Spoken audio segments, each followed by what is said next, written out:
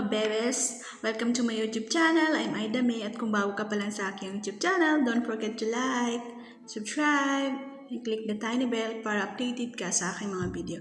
So today mga kabebes, gagawa tayo ng magluluto tayo ng parang barbecue siya. Yung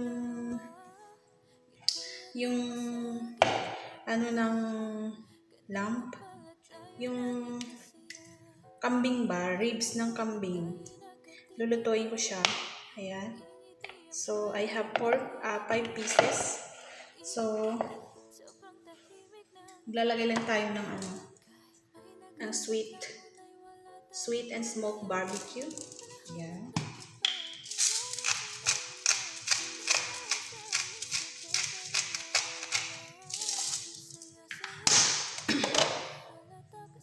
Tapos, black pepper.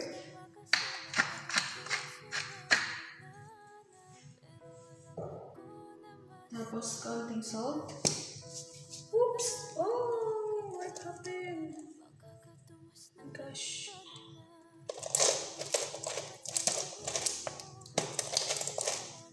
One minute, it's broken. Ayan, tapos na. So, ayun mga kabebes, meron tayong lamb, ribs.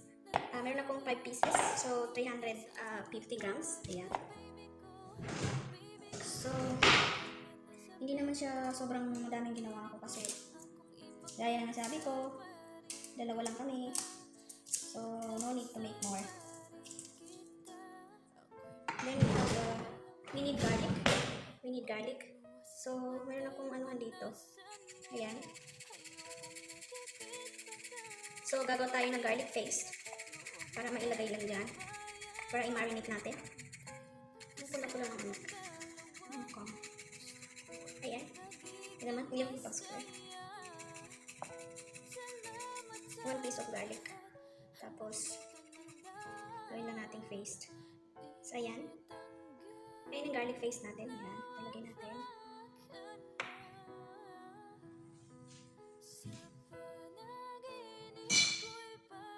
Lagyan mo siya ng konting oyster sauce. Konti lang.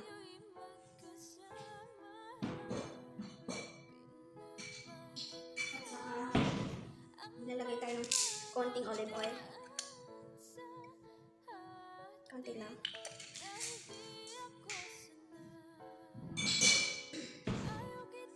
Ayan, tapos pinch of salt. Hindi pala. I mean, mga kabebes, pinch of sugar. Konti sugar. Ayan. 1 pinch lang. Ayan, tapos, ayan, i-marinate ko siya. Siyempre, nagugas na ako ng kamay. I-marinate ko siya. Ayan. I-ano lang, mix lang natin na i-sure natin na lahat malagyan ng sauce. Ayan, bango. Ayan, talagang marinate talaga. Hindi ko lang alam ano to, pero iluluto ko siya sa oven. Parang lamb ribs barbecue. So, i-marinate lang natin. Ayan. Na, hindi ko na siya iluluto sa charcoal. Kasi, konti lang naman to. So, pwede naman siya sa oven. Ayan. Marinated na siya. Tapos, let's see.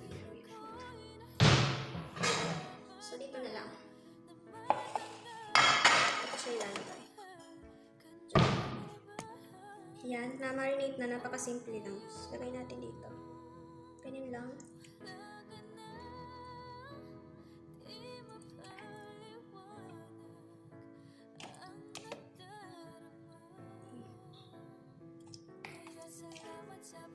Ayan. Dapat hindi siya magkadikit-dikit. Lagyan nyo ng konting space. Ayan. So, ganyan lang siya. Tapos, ilalagay natin sa microwave. Ilalagay natin siya sa oven. Lulutuin natin siya sa oven.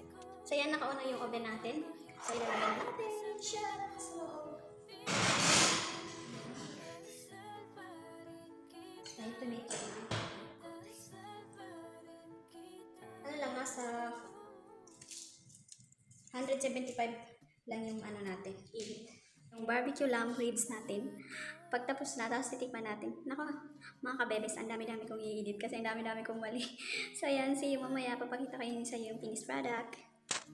So, ayan mga kabebes, tapos na tayo. So, ito na yung ating nilutong lamb ribs. Ayan. Yan na siya. So, ayan, maraming salamat mga kabebes at sinamahan niyo ako ngayong araw. At mag-enjoy po tayo ngayong lockdown. At pasensya na kayo sa aking menu. Ito'y masarap siya, napakasimple, hindi mo na kailangan bumili sa labas. So, ayan, we having lunch today. So, see ya mga kabebes. Hanggang sa mga susunod video. Bye-bye!